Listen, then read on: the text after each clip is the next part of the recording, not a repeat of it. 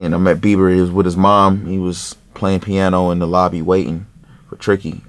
And I was like, who's this kid? Tricky let him know, this guy Soundz, you need to rock with him. So he gave me a shot and we worked on Believe. I think he was like 16, 17.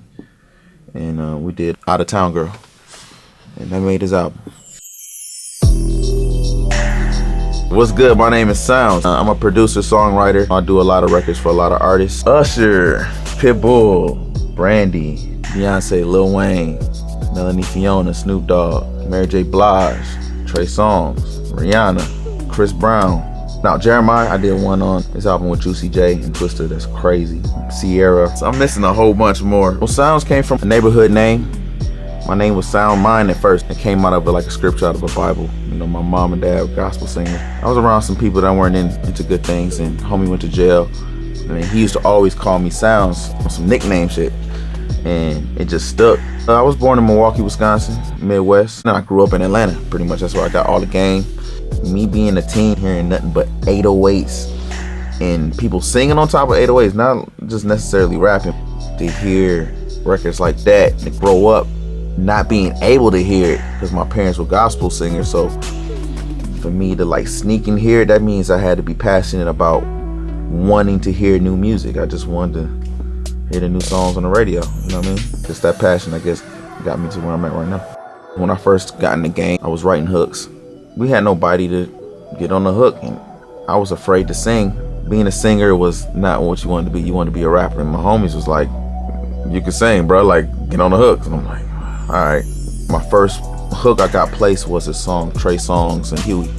It was called No Makeup, and I did the beat and I wrote the hook. That was the first time someone accepted my hook, had Trey Songz re-sing it. I was like, whoa. Probably was like May 2013, and I was in the Atlantic session, and they were asking me for beats for Flo Rida. And Flo Rida's the #1 selling artist at this time, so it was like, I was shooting for the stars. So I gave the label the beat. I gave them maybe 6 or 7 beats, and they didn't pick any of them. And the beat sat for a while, and I gave Jeremiah a pack of beats. One of the beats in there, he wrote a song. He hit me up and said, yo, I got this song I wrote. It's rough. I want you to hear it. Let me know what you think about it. Sent me the shit back, and it was crazy. I did.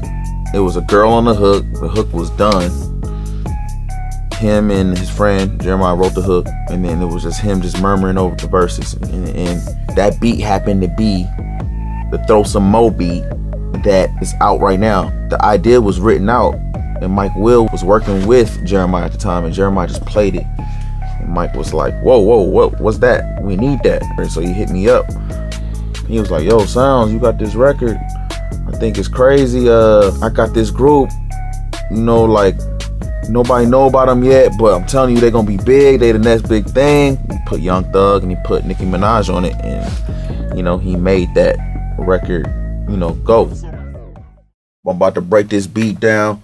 It's originally inspired for Flo Rida, so you gotta understand where I was coming at it. When I did the filter and the beat, this is the very last part of the beat, but it started with a candy-like little sound because I knew Flo Rida was just on some, not bubblegum, but, radio. I want to give him some urban bounce. So I was like, Then I just started adding the 808s on it. The 808s came next.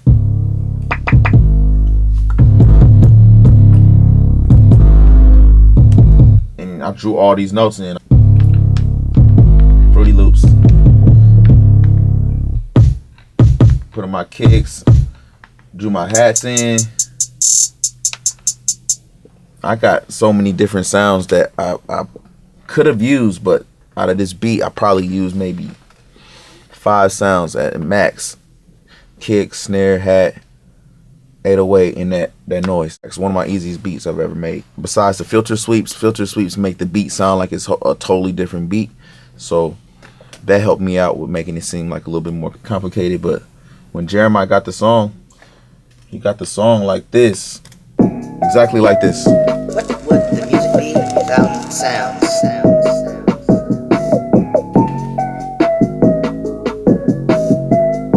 Sequencing is really like important too.